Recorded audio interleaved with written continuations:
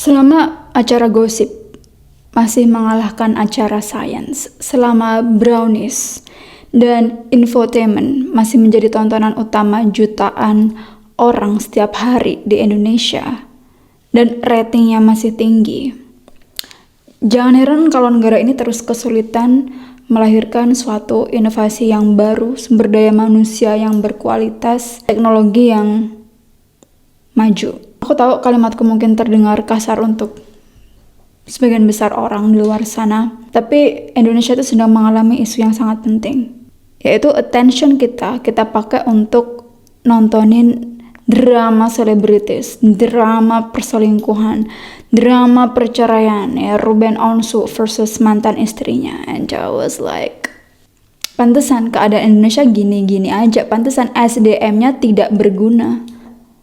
Pantesan banyak orang nganggur. Kenapa sebuah perceraian artis itu bisa menjadi berita nasional selama berminggu-minggu, bahkan berbulan-bulan?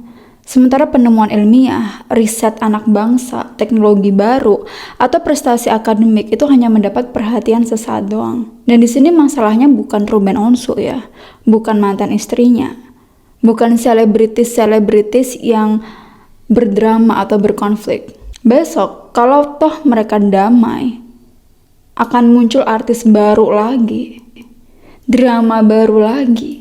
Masalahnya adalah kita hidup di negara yang terlalu banyak menghabiskan energi dan mental dan waktu untuk kehidupan orang lain. Di sosial media tuh banyak ya berita tentang kenapa artis ini cerai, siapa yang selingkuh, siapa yang salah, anaknya ikut siapa pacar barunya. Pertanyaannya, apa manfaat informasi itu gitu loh, terhadap kualitas hidup kalian, terhadap masa depan negara? Pantesan kalian mendapat pemimpin kayak gitu, karena at the end of the day pemimpin itu ya cerminan rakyatnya sendiri, kagak usah nyalain pemimpin loh. Kita milih demokrasi, jadi ya you got what you deserve. Ya itulah cerminan demokrasi. How come you expect to have good leaders if you have this kind of collective, this kind of citizens, this kind of people? Kita berharap dapat pemimpin yang baik, tapi mayoritas rakyatnya tuh masih seperti ini. Jadi nggak usah kaget gitu loh. Ya, apakah setelah kalian tahu perceraian artis, gaji kalian naik, kalian bisa lebih jago bahasa Inggris, bisa jago bahasa Jepang, bahasa Perancis? Apakah ekonomi kalian membaik? Apakah kita jadi lebih pintar? Apakah teknologi Indonesia bisa berkembang? Apakah sumber daya manusia kita itu jauh bisa dibutuhkan untuk market di luar sana yang semakin kompetitif? Kagak. Yang bertambah hanyalah rasa ingin tahu terhadap kehidupan orang lain. Yang berbahaya itu bukan gosipnya ya, tapi dominasinya. Aku tuh nggak bilang hiburan kayak gitu tuh salah, nggak ya. Semua negara tuh punya reality show. Ada The Kardashians kalau di US. Semua negara tuh punya selebritis. Semua negara tuh juga punya gitu aktor-aktris yang berdrama. Semua negara punya gosip. Di sini yang membedakan adalah proporsinya.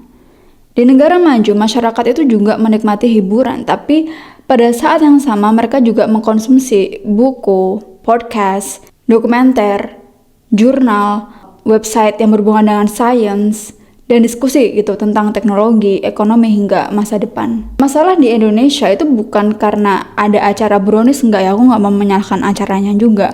Masalahnya adalah ketika acara seperti itu menjadi konsumsi utama jutaan orang setiap hari, sementara diskusi tentang kecerdasan buatan ya, atau AI, artificial intelligence, climate change, digital economy, atau pendidikan hanya menarik segelintir orang, ya gimana negara ini bisa maju?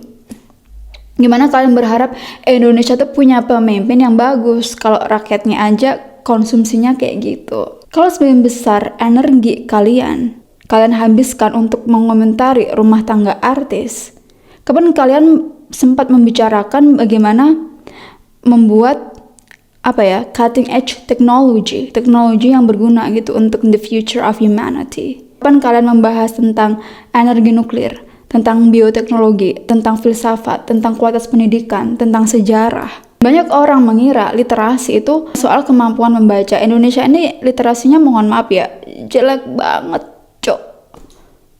Nomor 2, nggak tahu sekarang naik apa nggak itu peringkatnya. Nomor 2 dari bawah, bukan dari atas. Padahal literasi adalah kemampuan untuk bisa memilih mana informasi yang layak untuk mengisi pikiran kalian, mana yang kagak. Nah, otak manusia itu kayak komputer ya. Jadi kalau setiap hari kalian ngisinya dengan gosip, drama, fitnah, konflik artis, perceraian selebritis, kontroversi TikTok, apa yang akan keluar? Outcome-nya apa? Nah, tentu aja pikiran yang dipenuhi hal-hal serupa. Makanya kok bisa negara ini tuh memilih demokrasi tuh kok bisa gitu. Dengan rakyat yang tontonannya, mohon maaf, kayak gini. Jadi yang mau pemilu tiap hari pun kalau konsumsi kayak gini ya pantesan pemimpinnya kayak gitu. Leaders represent the people. Dan sebaliknya, kalau kita mengisi kepala kita dengan tontonan yang lebih bermanfaat, aku nggak bilang drama itu salah, nggak. Aku juga nonton drama, tapi diimbangi gitu loh. Diimbangi dengan tontonan sejarah, filsafat, baca buku tentang perkembangan ekonomi, sains, belajar bahasa baru. Nah, maka perlahan cara berpikir kita tuh juga berubah. Karena aku juga bukan orang yang serius-serius amat juga gitu. I love movies, I love watching drama, I love reality show. Tapi aku konsumsi setiap hari juga. Kita tidak bisa berharap menghasilkan masyarakat yang inovatif, SDM yang maju, jika bahan bakar pikiran yang kita masukkan di otak kita itu infotainment kayak gitu terus. Perdebatan, diskurs yang ada di thread itu terus, nggak bisa cuy. Dan negara yang menjadi pusat inovasi, mereka memang punya industri hiburan, mereka memang punya industri reality show, tetapi perhatian besar juga diberikan gitu loh kepada industri pendidikan, universitas, riset, perusahaan teknologi, dan masih banyak lagi.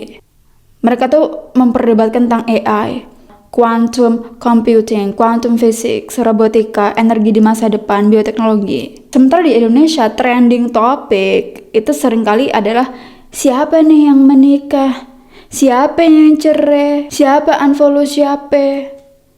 Seolah-olah masa depan orang Indonesia tuh bergantung pada hubungan artis. Padahal masa depan bangsa ditentukan oleh kualitas manusianya. Dan di era digital, perhatian adalah aset paling penting dan mahal ya.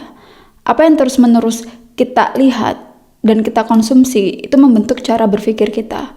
Kalau perhatian kalian setiap hari diberikan kepada konflik selebritis, maka itulah yang akan diproduksi media. Jangan nyalain media juga, salahin diri kalian. Kenapa kalian demen banget nonton kayak gitu? Karena media tuh ngikutin pasar pasti. Mereka cari duit. Kalau masyarakat lebih suka gosip daripada ilmu pengetahuan, daripada sastra, daripada ilmu-ilmu yang lain, jangan salahkan televisi sepenuhnya. Jangan salahkan kalau kalian punya pemimpin yang plenger. Mereka hanya menjual apa yang laku. Dan sering orang tuh menyalahkan televisi. Padahal televisi itu hidup dari rating. Kalau acara gosip terus mendapatkan rating tinggi, berarti ya ada jutaan orang yang menontonnya, ada jutaan orang yang demen mengkonsumsinya. Dan media hanya bercermin dari kebiasaan masyarakat. Persoalannya bukan sekedar televisi itu buruk, melainkan selera publik yang harus diganti, yang harus diimprove. Semakin tinggi permintaan terhadap gosip, maka semakin banyak pula konten-konten yang berisi gosip, kontroversi, settingan. Sebaliknya, jika masyarakat mulai lebih banyak mengkonsumsi konten edukasi, sejarah, sains, teknologi, bahasa yang berbobot, media pun juga akan mengikuti perubahan itu. Bayangkan jutaan orang yang hari ini menghabiskan 2 jam membahas perceraian selebritis, bisa dialihkan menjadi 2 jam belajar bahasa Perancis, bahasa Inggris, bahasa Jepang, belajar coding, belajar musik, belajar sejarah. Can you imagine impact of the next generation of this country? 2 jam sehari itu yang kalian pakai buat gak jelas itu. 2 jam sehari yang kalian pakai untuk belajar, kalau itu diakumulasikan menjadi 5 tahun atau 10 tahun, I believe you can master, you can be an expert in what you learn. 2 jam kalau kalian pakai belajar konsisten, itu kalian pasti akan improve. Kalian pasti akan mendapatkan skill yang baru. Sebagian orang mungkin berkata, memangnya orang nggak boleh cari hiburan? Boleh. Ngapain nggak boleh? Nggak ada yang larang orang tuh mencari hiburan. Yang menjadi persoalan adalah ketika hiburan itu mengambil seluruh ruang perhatian kalian. Makanya having balance is important. Nonton acara lucu tuh nggak salah guys. Mengikuti kabar artis juga nggak salah. Namun juga sebagian besar waktu kalian, energi kalian, dan emosi kalian investasikan ke situ. Sementara kita tahu nih literasi kita itu turun, tertinggal, anjlok, kita perlu bertanya kembali gitu loh, apakah prioritas kita ini sudah tepat? Negara maju lahir dari orang-orang yang penasaran gitu terhadap bagaimana dunia bekerja, how the world works. Bagaimana membuat mesin jauh lebih efisien, bagaimana menemukan obat baru, ya teknologi baru, bagaimana meningkatkan pendidikan, bagaimana memperbaiki sistem yang tolol. Bukan dari rasa penasaran terhadap kehidupan pribadi orang lain. Dan kita sering banget nanya, kenapa sih Indonesia ini nggak maju-maju? Tanyalah ke diri kalian sendiri, kenapa? Ya karena rakyatnya nggak mau belajar, terus nyalain punya pemimpin tolol. Ini ada faktor pendidikan, ada faktor investasi riset, kualitas institusi yang perlu diperbaiki. Kalau mayoritas SDM-nya itu bagus, otomatis pemimpinnya juga bagus gitu loh. Karena ya yang milih pemimpin itu kan SDM itu sendiri, manusia itu sendiri. Kalau perhatian kalian itu lebih banyak tersedot pada drama selebritis ya daripada ilmu pengetahuan, maka nggak heran gitu kalau kemajuan kita juga terhambat. Kita cuma bisa depend on natural resources, sumber daya alam, yang nggak perlu kaget gitu loh. Karena yang benar-benar menentukan masa depan Indonesia bukanlah siapa yang nikah, siapa yang cerai, atau siapa yang viral, melainkan the quality of education, literasi, kemampuan kita untuk berpikir kritis, pakai tuh otak, keberanian masyarakatnya untuk belajar hal-hal yang bisa membawa perubahan. You have to have audacity to learn. Bangsa maju itu bukanlah bangsa yang nggak punya hiburan, punya. Bangsa maju itu juga bangsa yang tahu kapan saatnya tertawa, kapan saatnya berpikir. Gitu.